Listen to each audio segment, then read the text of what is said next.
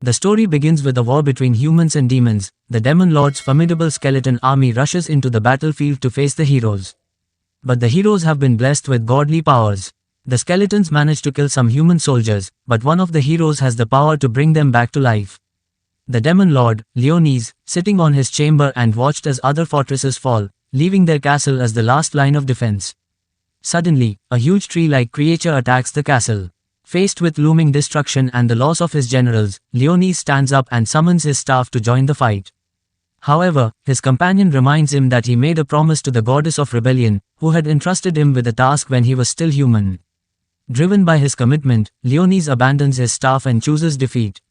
With unwavering resolve, he seals his soul within a mausoleum, vowing to return 1,000 years later to reclaim his throne. A millennium later, two girls named Rizelia and Regina venture into the castle's ruins on a mission to scout for nests of monsters called voids. As they walk through a corridor, they reach a huge door. Rizelia recognizes it as the king's mausoleum, where Demon Lord kings rest in wait for their final days. Regina tries to open it but thinks they need something to blow it apart. Rizelia notices writings on the door and uses her phone to identify the language. She realizes the door is alive and touches it, causing it to activate and open. Inside, Rizelia finds a huge crystal and a person within it. She decides to help him. Meanwhile, Leonis finds himself in a barren place and sees Rosalia, the goddess, who he made a promise to over 1,000 years ago. She explains that she's happy he still remembers and walks away, leaving him eager to meet her again. Back in the crystal, Rizelia is trying to free Leonis, whom she assumes is a child locked inside. Leonis, annoyed by the noise, initially plans to finish her but stops when she questions why a child would be sealed inside a crystal. He realizes his new form and the reincarnation ritual's unexpected results. As Rizelia tends to him, Leonis learns that she is a student from the Holy Swordsman Training Institute. She introduces herself as a 15-year-old and asks for his name. Leonis introduces himself and contemplates using her to gather information about the current world. She repeats his name, finding it cute, which annoys him. Leonis realizes that his history as the Demon Lord has been erased from records. Rizelia asks for his age, and he claims to be 10. She mentions void monsters from another world and her role as a knight in the fight against them. Leonis, confused by the change in the world's enemies, questions the year, discovering they are in the year 64. A big explosion interrupts them, and Regina's message informs Rizelia of large voids. Rizelia decides to protect Leonis. An ogre void appears, and Rizelia tries to shoot it, irritating Leonis, who wishes to stop them from destroying his mausoleum. He attempts to use his magic but stumbles and falls. Rizelia pushes him away and takes on the ogre void, while Regina arrives with a cannon. Regina shoots the ogre void, and they plan to escape. Leonis realizes nothing is going as planned, his reincarnation spell failed, he's in his human form, and his mausoleum is infested with voids. He decides to hide his powers for now. As they approach the surface, a crystal collapses and turned into a wyvern void. Rizelia tells Leonis to run as she faces the monster. Leonis ignores it and prepares to cast a spell, but Rizelia pushes him away, sacrificing herself.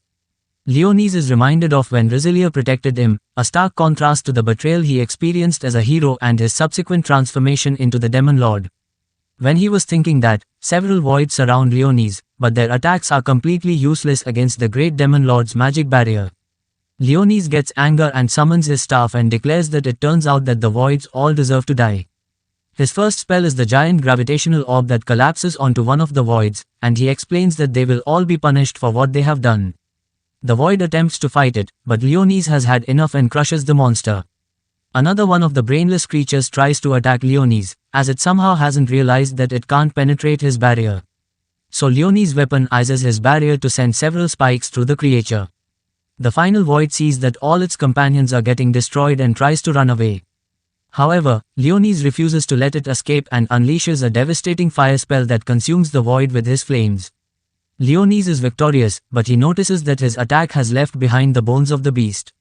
This never happened before, even against the most powerful monsters in the past. This makes him realize that in this form, he has at best only 1/3 of the strength he used to have.